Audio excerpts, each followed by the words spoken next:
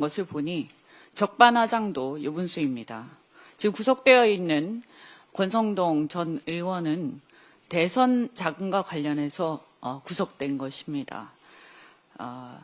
또한 통일교에서 사실상 공식적으로 윤석열을 대선 후보로 밀기로 그때 하고 또 실제로 밀었다는 것은 다 알고 있는 주지의 사실입니다. 이런데도 불구하고 우리가 절차적 효율성이나 여러 가지를 따져서 조금 절제를 하고 있었는데 우리가 아마 안 받겠다고 생각했는지 아까 원내대표께서 말씀하신 것처럼 계속 공세를 퍼붓고 있어서 기가 막힙니다. 여야와 지휘고하를 막론하고 수사를 철저히 해야 한다라고 이미 대통령과 우리 당은 얘기를 한 바가 있고요. 그렇다면 수사 방식이 중요하지 않을 것입니다. 특히 이참에 국민의힘은 민생 법안에 발목을 잡고 있는 그것을 놓고 제대로 함께 처리를 하고 협조해 주시기 바랍니다. 오늘 본회의에서 내란 전담 재판부법 상정되어서 내일 처리될 예정입니다. 국회가 민의를 대변해서 내란 전담 재판부법을 통과시킴으로써 내란 재판이 헌법 질서 준수를 위해서 얼마나 중차대한 문제인지 그리고 이것이 국민에게 얼마나 지대한 관심사인지 공식적으로 선언하는 의미가 있습니다. 한마디로 헌법 질서 수호에 있어 국회가 또 하나의 이정표를 세우는 역사적 의미가 있다고 할 것입니다. 13 이후에 내란 진압의 역할 국회가 해왔는데 세 단계로 진행되었습니다. 1차는 계엄 해제 결의고 2차는 내란 수괴 윤석열을 탄핵 소추를 이끌어내서 헌재에 넘긴 것입니다. 그리고 내란 수괴와 중요 임무 종사자들을 사법부 처리로 넘기고 사법부가 헌법 질서 준수라는 의지를 다 담아서 제대로 준엄하게 심판할 수 있도록 하는 그렇게 사법부에 우리가 본격적인 장을 마련하는 것, 이것이 바로 국회의 내란 진압의 3차 의미라고 생각합니다. 우리 국회가 사법부를 존중하면서도 국민의 지대한 관심과 내란에 조속한 종식에 대한 강력한 의지를 표명한 동시에 내란 재판은 일반적인 사법재판하고는 차원이 다르다는 것을 선언하는 의미가 있습니다. 따라서 사법부에는 국민적 메시지를 전달해서 경각심을 일깨우고 그동안 다소간 국민의 불신을 받아온 대한민국 사법부가 바로 설 수 있도록 장을 마련해 드리는 것입니다. 그러니 오늘 법안 상정 및 내일 처리에 차질이 없도록 여야를 막론한 동료 국회의원 여러분들께 간곡히 협조를 부탁드립니다. 국민의힘이 이재명 정부의 환율 안정 노력을 두고 조폭, 양아치 이렇게 막말로 비난을 퍼붓고 있습니다. 시장 불안을 함께 진정시켜야 할 공동 책임을 진 정치 세력이 오히려 외환시장의 불안정을 정치 공세의 장으로 끌어들이면서 시장 불안을 증폭시키는 이런 막대먹은 행동에 대해서 매우 유감스럽게 생각합니다.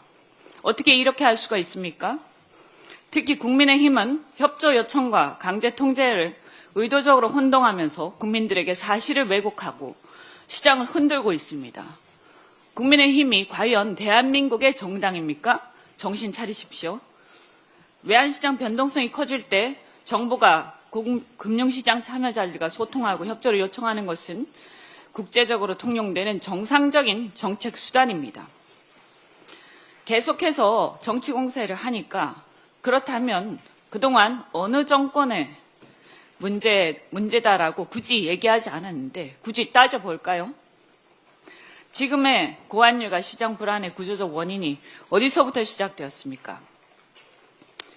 지난번에도 한번 말씀드린 것처럼 코로나 시기 직후 2022년 물가 폭등 속에서도 입으로는 건전 재정을 내세우면서 통화를 마구 찍어내서 그 통화량 증가율이 미국보다 훨씬 높아진 게 언제입니까? 금리 인상을 하지 않고 나홀로 금리 인하 기조로 가서 한미 간의 금리 격차를 벌려서 지금 와서 어떻게 할 수 없는 상황을 초래한 것이 과연 어떤 정권 하였습니까? 게다가 12.3 내란 이후 외환 유치까지 국제시장의 외환시장의 신뢰를 무너뜨린 것이 어느 정치 세력입니까? 입이 10개라도 할 말이 없을 것입니다. 국민의힘은 막말과 선동, 정쟁으로 환율을 흔들 것이 아니라 과거 집권 시기의 경제 실패에 대해 먼저 성찰하고 국민 앞에 사과하고 반성해야 마땅할 것입니다. 국익과 시장 안정 앞에서는 여야가 따로 있을 수 없습니다. 무식하고 무책임한 정치 공세를 그만 접기 바랍니다. 오늘 국회에서 우리 민주당 동료 의원 34분의 공동 주최로 조작 검찰을 어떻게 할 것인가 라는 제목의 정책 토론회가 열립니다. 이재명 대통령을 겨냥한 조작 기소와 정치 검찰의 실상을 밝히고 그에 대한 책임과 처벌을 논의하기 위한 자리입니다.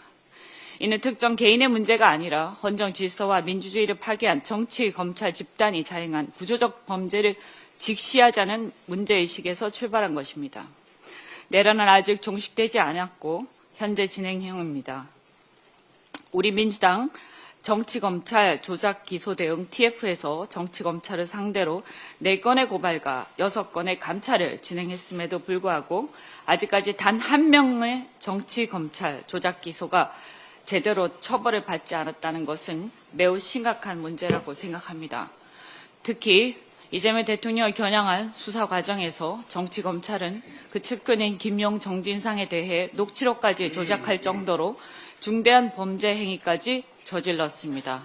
이는 단순한 수사상 오류가 아니라 명백한 사법범죄이자 권한 남용입니다. 김용 전 민주연구원 부원장 사건은 특히 상고심이 무려 11개월째 판결이 나지 않고 있습니다. 1심과 2심 판결이 검찰의 조작과 왜곡에 기초하고 있다는 사실들이 이미 적나라하게 드러났음에도 불구하고 대법원이 판단을 미루고 있는 현실은 국민들로 하여금 사법부의 중립성과 독립성에 대해 심각한 의문을 갖게 하고 있습니다. 대법원은 신속한 판결을 위해서 대법원이 정치검찰과 한몸이 아니라는 것을 증명하고 무너진 사법정의를 바로 세워야 할 것입니다. 오늘 토론회를 계기로 책임자 처벌과 사법 정상화로 나아가는 계기가 되기를 바랍니다. 우리 민주당은 집권 여당으로서 사법 정의